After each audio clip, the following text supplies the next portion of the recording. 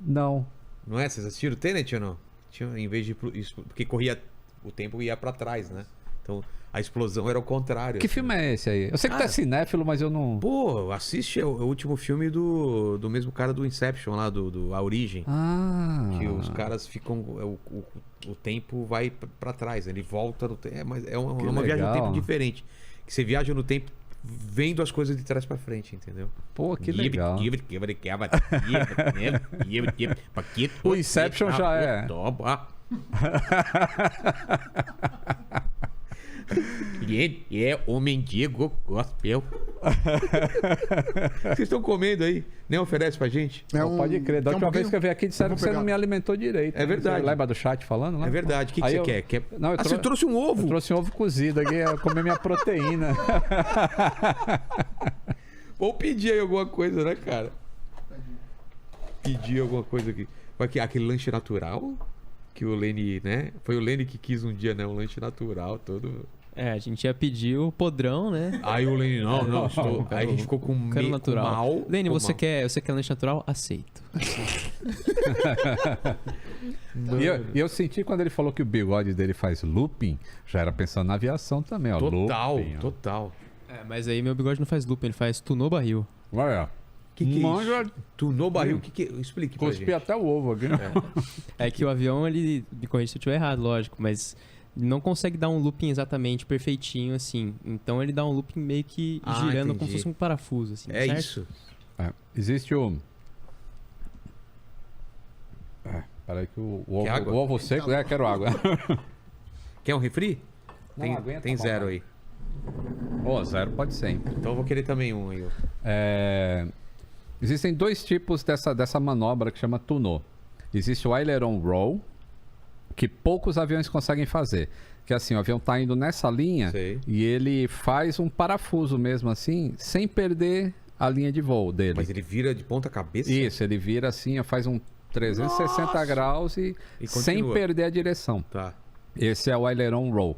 E existe o tunô barril, que é esse que ele falou. Então, nesse o avião sobe, faz a inversão e ele faz tipo uma ondinha assim, ó, e volta pro lugar. Então, esse é o tunô barril. É como se ele desenhasse um barril. E aí o pessoal no todo céu. mundo vomita e vambora. Não, avião comercial não faz isso, né? Nem... Quer dizer, não é que não faz. Já aconteceu. Aquele filme lá do cara lá. Lembra? Não, aquele é falso, né? Aquele falso? É. Você viu esse filme, Paquito? É o voo, né? Do Denzel Washington. Exatamente, né? É. Que cara, o cara cheira uma cocaína na noite anterior, bebe. E ainda tem que salvar um avião que tá com pane. E não sei por que ele descobre que tinha que...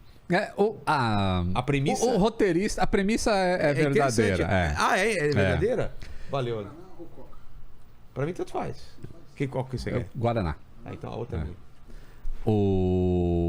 Aconteceu um acidente com um avião da Alaska Air, um MD 82, acho, que é igual aquele avião do filme. Valeu.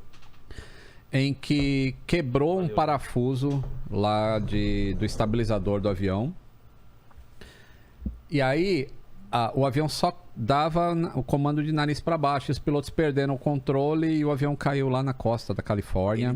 Ele apontava para baixo. Isso, apontava o nariz do avião para baixo. E ninguém conseguiu descobrir o que era. Não, quebrou desse jeito e o avião foi pro... se perdeu. No filme, o voo, né? Ele parte dessa premissa que... Dá esse problema. Então o avião começa... Tá apontando para baixo. Se você não consegue levantar o nariz para cima, então o que o Denzel Washington cheio de cocaína pensou? Só o cara cheirado, meu. Valeu, Lene. Podia chegar nessa conclusão. Vou fazer o avião voar de cabeça para baixo, que agora a força vai apontar o nariz para cima. Na teoria, perfeito. É plausível na teoria. Para quem tá dentro do avião. Só que essa cena... Opa, tá caindo. Só que essa cena inteira é muito cheia de erros, cara. Ah, é? Ele fica um tempão voando reto e nivelado, só que de cabeça para baixo. Certo. Então por que de cabeça para cima ele tava com o nariz para baixo? Mas tudo bem. Teria que ir para cima, é isso que tu tá falando. Mas tudo bem. A questão mais errada lá é o seguinte: um avião comercial não consegue ficar de cabeça para baixo mais do que X segundos. Por quê? Porque vai faltar combustível para alimentar os motores. Porque a bomba de combustível nos tanques, elas ficam na parte de baixo do tanque. Claro, se você põe o avião de cabeça para baixo, então a bomba está lá em cima e o combustível está aqui embaixo. Por falta de combustível, a bomba vai apagar os motores. E nesse filme, os motores até pegam fogo. Ah, é? Pô, pra pegar fogo precisa de combustível, né? Já aí não tem. Aí pega fogo, aí o cara desliga, aí depois pede pra acelerar o motor que já tá desligado. É tudo fora de sequência. O roteirista também tinha cheirado cocaína. Aí as pessoas perguntam, pô, mas é bom o filme, né? avião Pra quem não conhece. Avião de caça, o Tucano da esquadrilha, fica de cabeça pra baixo um tempão, por que não apaga? Porque esses aviões, eles possuem bomba de combustível também na parte de cima da asa. Porque eles são feitos pra isso. Pra isso. Caça, né? Interessante, né? Interessante pra caramba esse filme aí. E aí ele... Aí ele vai pro julgamento, né? E toma... Não vou dar spoiler, não. Mas pensa, primeiro ele sai como herói, né? O cara salvou a galera e depois... não, ele tava com... E aí fica aquela coisa moral, né? E aí, não sei o quê. E aí... Ainda bem que não foi o Will Smith que tava nesse... Que era o ator, né? Senão... Iam fazer um corte dele, né? Desde que a gente falou aqui também, teve o filme do Tom Hanks, foi depois também, né? Aquele que ele pousa no Rio Hudson. Foi depois? Eu acho que sim. Aquilo é verdade. Aquilo e o filme é bem apurado. O filme é bem bom. Acurado, aliás. O filme é bem bom, Eu gostei cara. do filme também. É bem fiel. Eu não lembro como que é o nome do filme aí, sabe? É o Sully. Sully, isso. Sully. Tom Hanks sempre faz esses papéis assim, né? Não entra em avião que o Tom Hanks esteja, né? Pode crer, né? O Náufrago. Que é errado o nome do filme, porque o cara não tá num navio, ele cai do avião. O cara que fez a tradução do... É que nem o Meu Primeiro Amor, né? Qual é a sequência do Meu Primeiro Amor? Meu Primeiro Amor 2. Como que pode assim, cara? Mas... Esse do Sully... Esse o que eu achei a grande sacada do roteirista é o seguinte.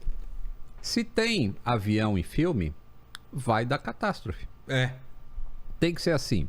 Toda vez que um avião é protagonista... É verdade. Até no Apertem o Cinto se o piloto sumiu, que é legal pra caramba. Muito bom. Se o avião é protagonista, vai ter catástrofe. Senão não tem graça, não tem dramaticidade. Ou é terrorismo, né? Ou é... Como chama?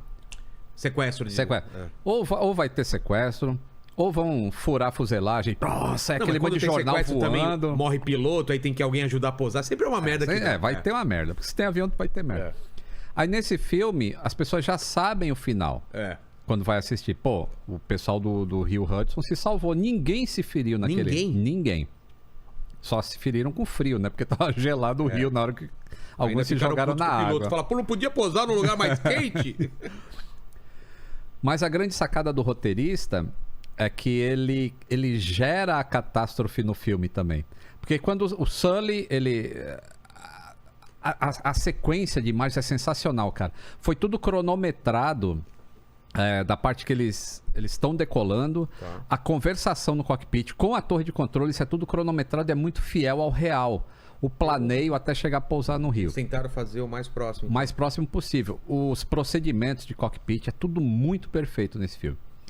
Só que falta aquele elemento de catástrofe no filme, claro. Senão não tem graça. Aí o que o roteirista imaginou assim? Pô, tem uma hora que o Sully, ele tá no hotel, que ele tá isolado durante a investigação, né? E ele começa a imaginar o que poderia ter acontecido se ele não tivesse pousado no Rio. E aí ele enxerga o avião explodindo, assim, batendo no prédio, né? Então o cara criou esse elemento de catástrofe que só tem na cabeça do Sully. Que é o que poderia ter acontecido se ele tomasse decisão errada mesmo. Aí eu achei interessante a saída deles pra jogar a catástrofe no filme. Total, mas cara, deve dar um desespero, né? Você tá naquele voo e o comandante fala que vai pousar no Rio. A chance de dar merda é muito grande. Porque o Rio não é tão forte quanto pousar no asfalto, por exemplo. Ele tem um impacto também, não tem? Tem. E tem todo um procedimento, né? Assim, você não ia pousar no Rio com os motores funcionando. Por quê? Porque os motores pararam. Os motores daquele avião pararam. Então ele tá planando. Ele levanta voo do aeroporto. E aí já para. Aí um bando de ganso canadense Passa na frente do avião. O que os estavam fazendo lá, velho? Pois é, velho. Nova York, cara. E canadense ainda, eles estavam imigrando. E, pô, gansos canadenses é que eles comem hambúrguer, eles são grandões. São grandões, né, cara? E entrou nos 2 motores ao mesmo tempo. O problema é que se tivesse entrado em um, ainda dava, né? Aí ele, pô, continua subindo, volta pro aeroporto, entrou nos 2. E aí... O que acontece? Na hora da pane. Perdeu potência nos 2 motores e não conseguiu reacender. Então, mas ele tava subindo. ascendente. Isso. Aí, pum, entrou. Aí ele baixa o nariz para manter a velocidade e aí começa a perder a altitude, porque agora ele tá só planando, não tem mais força para frente. E nesse tempo, aí a torre fala... Aí ele fala, ó, perdemos os 2 motores, Mayday, Mayday. E aí não dá para voltar para LaGuardia, que eles já afastaram muito. Ah, tá. Então, a altitude que ele tava... Questionam isso. É. Pô, se ele tivesse voltado, daria no simulador de voo. Mas aí é quando ele fala, pô, mas eu não sou um computador. Vocês já sabem o que aconteceu. É. Na hora que aconteceu o problema, eu tive pelo menos 7 segundos... para identificar o que era. Ah, tá. E 7 segundos. Isso já fez toda a diferença. Quando colocam os 7 segundos no computador, ele já não chega. Olha. No simulador de voo. E aí, o avião tá descendo e eles tentam fazer o que tem que fazer. E aí, o cara oferece um outro aeroporto para ele, que é Teterboro, que fica à direita. E ele fala... Aí ele calcula assim na cabeça. É uma puta experiência do Sully Sullenberg. E ele fala, unable. Não vai dar lá também. E aí ele fala pra torre. Que esse cálculo, cara, é? Ele vai perdendo de altitude vezes o... como ele não tem motor, isso é um treinamento que você faz muito quando você está tirando brevet. Você avalia pouso baseado na altura que você tá. Principalmente voo visual, assim. Então você simula aí, você tira o motor e fala, e você tem que chegar lá. Então você avalia onde que eu vou pousar. E aí você sabe que um negócio muito longe, o avião não vai chegar lá. É a prática que faz isso. Entendi. Ele fala, não dá, e ele fala, eu talvez vou terminar lá no Hudson. E a torre fica... Caramba. E ele não tava pertinho do Hudson, ele tava já em cima. Não, ele continua planando, e aí ele faz uma curva para a esquerda para se alinhar com o rio. Tá. Ele passa por cima de uma ponte ainda, porque Nova York é cheia daquelas pontes no Hudson. Ele passa baixinho? Passa baixinho por cima de uma ponte e ele... Eu, inclusive, visitei, da última vez que fui em Nova York, eu vi lá o local onde pousou. Onde ele aterrissou. O quê? Aterrissou. Chama aterrissar? Aterrissar é na terra. Aterrissar é no... Toma, Lene! Sabia dessa? Essa eu vou anotar no meu caderno. E se pousar no gelo? Agilizou.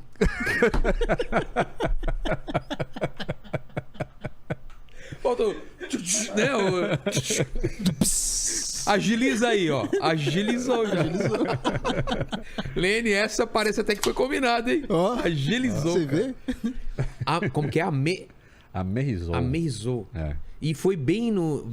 Você viu lá o lugar, era perto de alguma ponte?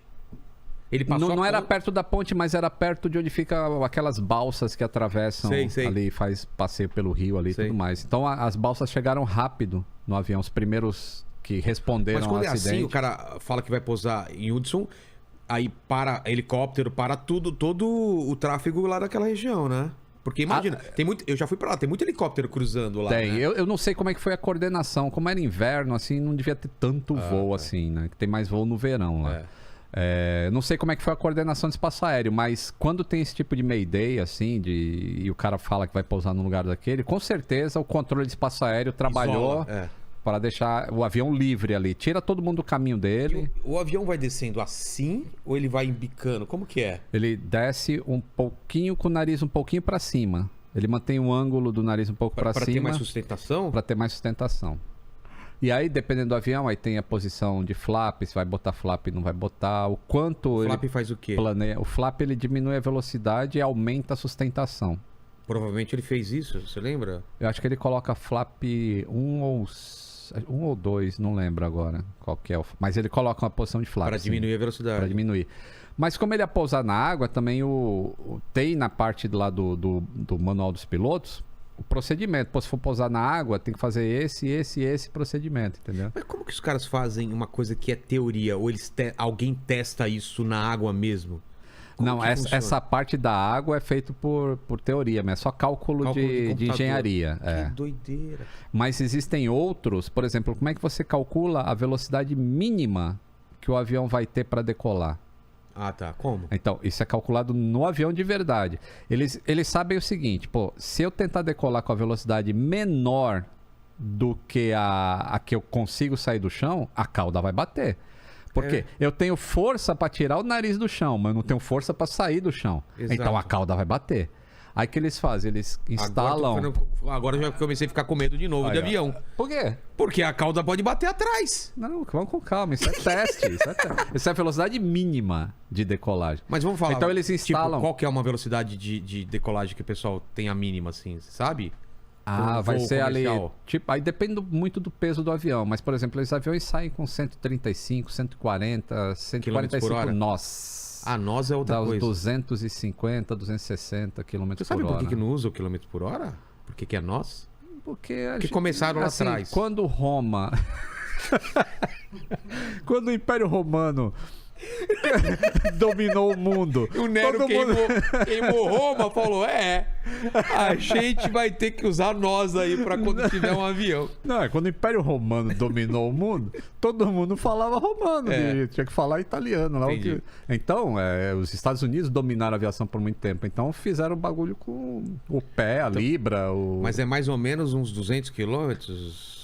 145 nós dá uns 250, 260 km por hora. Pô, não parece, né, que o avião tá tão rápido assim, né? Porque ele é grandão, né? Você perde a noção de velocidade nele. Então, mas enfim, aí eles precisam calcular qual é a mínima para ele sair do chão. Senão, aí eles instalam lá na cauda do avião... Eles instalam um protetor, porque já sabe que vai arranhar. Tá. E aí eles começam a levantar e aí ele vê. Quando começou a arrastar lá atrás, ele sabe a velocidade mínima que o avião vai sair. E aí ele sai daquele jeito, sai meio bambão assim, né? Caramba. Mas vai embora. E aí eles têm a velocidade mínima. Então os pilotos sabem que abaixo daquela velocidade o avião não vai sair do chão. Vai ocorrer um toque lá atrás. Arrasto. Aí depois eles precisam medir qual a velocidade máxima que o avião suporta. Que aí... Ele é preparado para voar na velocidade X. Para chegar na máxima, vai acontecer um negócio que chama de flutter. As superfícies vão começar a vibrar, porque está com muito excesso de velocidade. E eles precisam fazer esse teste para ver se o avião... passando, friccionando, é isso? Isso. Não, por causa do... Não sei do que. Tá, vamos falar assim, não sei, é muito... É muita coisa envolvida, ele está com muita velocidade. As superfícies começam a vibrar, principalmente lá atrás. E eles precisam saber até que ponto eles podem ir, porque isso é calculado. Eles vão chegar lá no indicador e o avião tem que estar controlável ainda nessa velocidade. Esse é um dos testes mais perigosos que é feito durante a fase que tem que fazer teste antes do avião ser entregue para o público. É o de velocidade máxima. Mas a gente tá falando isso por causa do pouso no Rio Hudson. Então, eles sabem o quê? Isso, eles sabem exatamente assim... Qual a maior distância que eu consigo planar com esse avião? Porque todo avião tem uma razão de planeio. Se eu configurar o avião com flap 1, por exemplo, e manter X graus de nariz para cima, eu vou mais longe. Então está no manual lá, qual a configuração que você põe. Mas o cara tem que saber isso de cabeça ou na hora ele tem... O ideal é que saiba de cabeça. É mesmo? O ideal é que saiba de cabeça, porque isso é um item de memória. Se você for procurar isso ali na hora do aperto, pode ser que... Entendeu? E aí? Mas esses aviões modernos, tipo Airbus mesmo... como ele ligou o APU... APU, o que é? APU é um motor que fica lá na cauda, que faz um barulho na hora que você está embarcando. Ele fornece força elétrica para o avião com o avião no chão. Porque o avião no chão, os motores são desligados. Certo. Quando você liga os motores, cada motor tem um gerador elétrico. Aí esses motores alimentam o avião. Aí o cara desliga o APU, porque não vai ficar gastando gasolina para nada, querosene para nada, né? E ele voa com aquilo desligado. Quando ocorreu a perda dos dois motores do Sully, ele ligou a APU, que agora ele vai ter uma força elétrica. E as coisas continuaram apontando para ele. Então todos os computadores do avião estavam tudo funcionando. Mesmo o flap, tudo é controlado por esse APU também? Pode ser? Não, os flaps são hidráulicos. Ah, tá. Mas, como ele tem força elétrica, tem bombas hidráulicas que são movidas eletricamente, ele continuou com o sistema hidráulico funcionando. E continuou com indicação na tela de onde colocar o biquinho do avião para ter aquela razão de planeio e tudo mais. Então ele tinha auxílio. Entendi. Aliás, um cara uma vez escreveu um artigo interessante falando de que o sucesso daquele pouso foi por causa da tecnologia embarcada. Se fosse com aviões do passado, provavelmente não teria sido tão perfeito o pouso. pousaria, mas pessoas se Poderia, machucariam. poderia o avião quebrar, por exemplo. O avião não quebrou. Ele quebrou os motores, né? Porque o motor fica embaixo da asa. Na hora que ele toca a barriga do avião e o avião desce o nariz para a água, os motores estão ali embaixo da asa, eles são arrancados pela força da água. Os dois motores foram para o fundo do rio lá. Eles foram recuperados depois. Porque tem que estudar o que aconteceu e tudo mais. E é isso. Alguma coisa vai quebrar no pouso na água. E essa pancada, se a gente estivesse dentro desse avião, é uma pancada muito forte? A desaceleração é muito forte. Porque uma coisa é você pousar com a rodinha ali girando. Outra coisa é você pousar num bagulho que a distância do pouso foi muito curta. Ele, entre do bater momento que e ele parar? Foi menos de, sei lá, 200, 300, menos de 300 metros. Então a desaceleração é muito grande. Numa pista é 1,5 km? As pistas têm, vai uns 1.000 metros, 1.200 metros. Que doido. Cara, é muito interessante isso, né, cara?